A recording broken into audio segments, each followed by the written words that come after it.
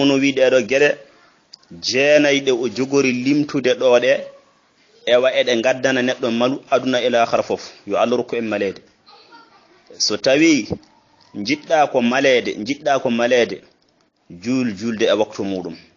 kala nde waktu yoni tokktu waktu Allah juula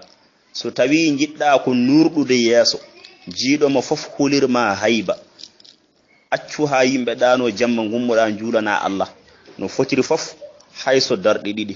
so tawi jiɗɗa ko yaajende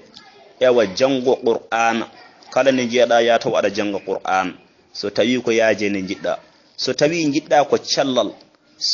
duumo e korka toujours hor sa'a fof hor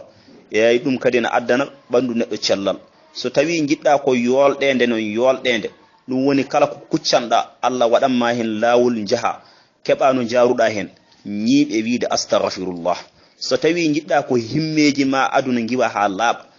ñiiɓe duwade ɗum woni noddude jomiraɗo subhanahu wa ta'ala toujours so tawi jiɗɗa ko caɗele ɗe gonduɗa fof Allah ittanma ha laaɓa duumo e wiide la hawla wala quwwata illa billahi l aliyyil azim so tawi jiɗɗa ko wonde neɗɗo barkinɗo jiɗɗa ko barke ewa juuli e nelaɗo sallallahu alayhi wa alihi wa sallam so tawi jiɗɗa ko moƴƴereji tawa a tampani jiɗɗa ko hebde moƴƴereji ha heewa kono an a yiɗa tampude joni holno mbatta la tahtafiz biha bal arsilha wa ahtasibha sadaqatan jariyatan laka wa liwalidayka ɗum woni oɗo message no wori ɗo no jiruɗa mo windori ni ya neldumo e yimɓe kala mo jokkodirɗa nelda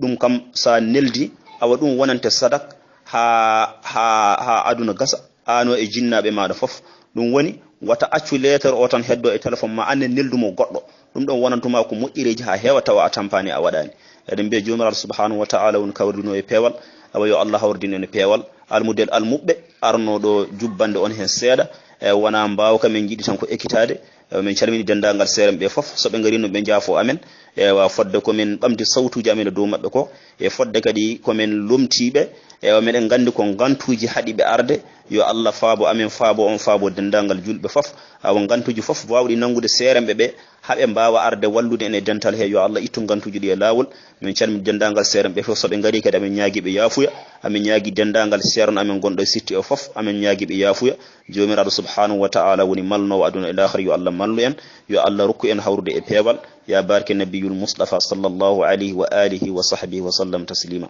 سبحان ربك رب العزة عما يصفون وسلام على المرسلين والحمد لله رب العالمين